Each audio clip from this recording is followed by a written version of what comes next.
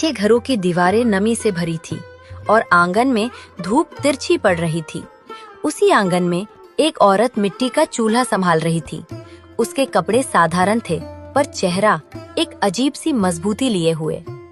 उसके 2 बच्चे, राघव 10 साल और मुन्नी 7 साल, दोनों स्कूल की पुरानी कॉपी लेकर बैठते, जबकि सीमा नमक मसाला, उबले आलू और पानी की बड़ी हांडी तैयार करती। सीमा की पानीपुरी का पानी पूरे गांव में मशहूर था, पर सबसे मजेदार बात ये थी कि उसने ये हुनर किसी से सीखा नहीं था। दर्द ने उसे सिखा दिया था।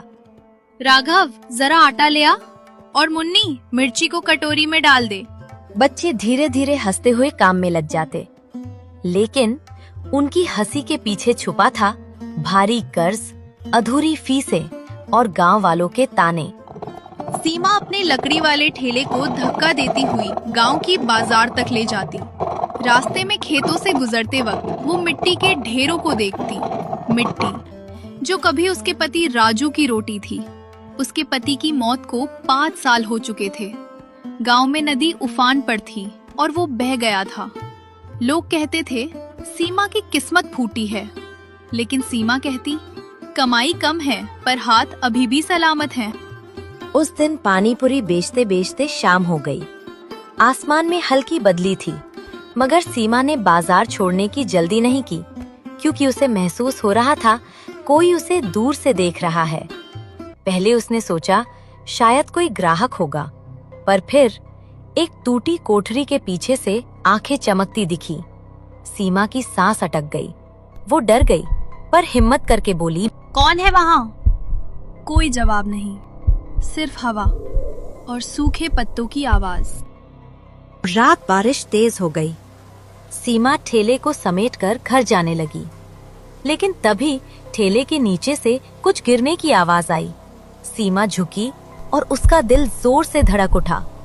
उसने देखा एक आदमी का हाथ लहूलुहान ठेले के नीचे धंसा हुआ है।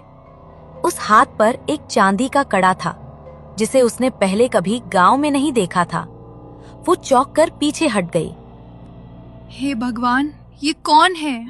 उस आदमी की कलाई पर एक अजीब सा निशान था, जैसे किसी संगठन का चिन्ह। सीमा के मन में एक ही सवाल, क्या ये वही आदमी है जो मुझे आज पूरे दिन छिपकर देख रहा था?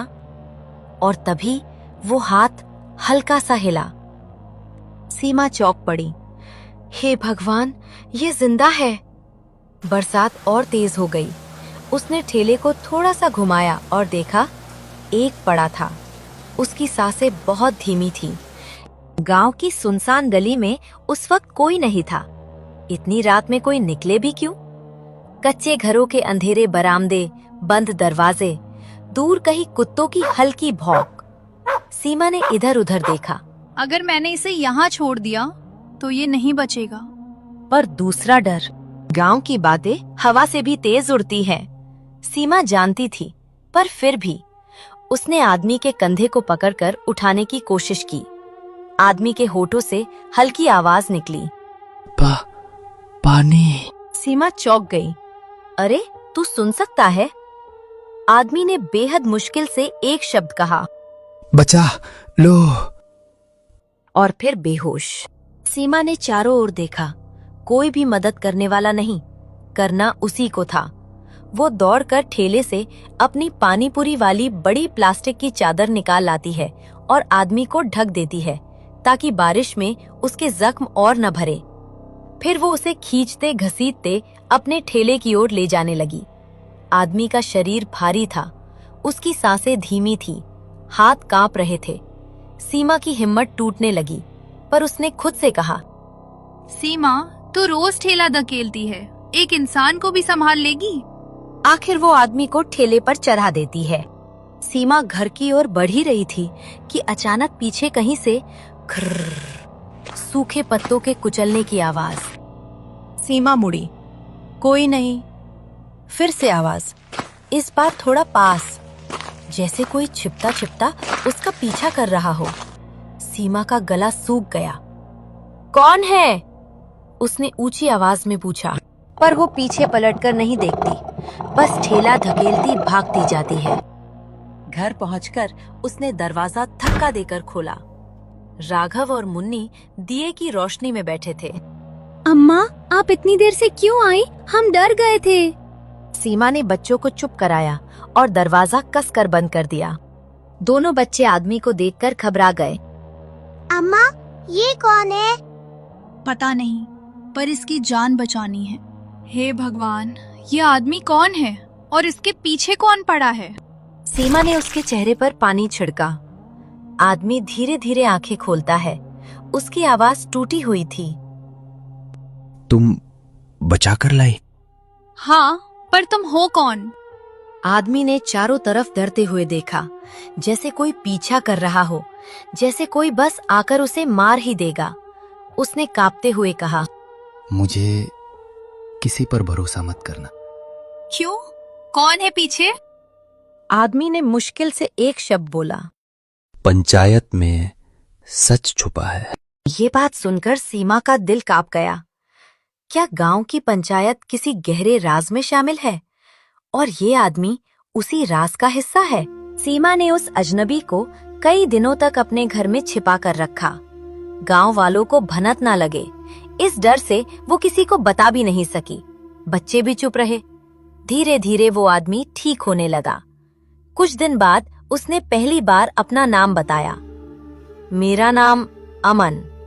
और फिर उसने पूरा सच बताना शुरू किया। सुबह होने से पहले ही अमन ने सीमा के बेटे राघव को एक नोट दिया। इसे तहसीलदार के कार्यालय पहुंचा दो, इसमें पूरी रिपोर्ट है। बच्चा बिना डरे निकल पड़ा।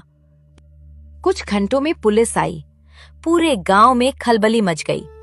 पंचायत के 2 भ्रष्ट सदस्यों को गिरफ्तार किया गया।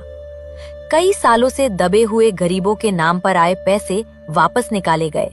राशन के गोदाम खुलवाए गए। अमन की रिपोर्ट ने गांव से एक जहर निकाल दिया।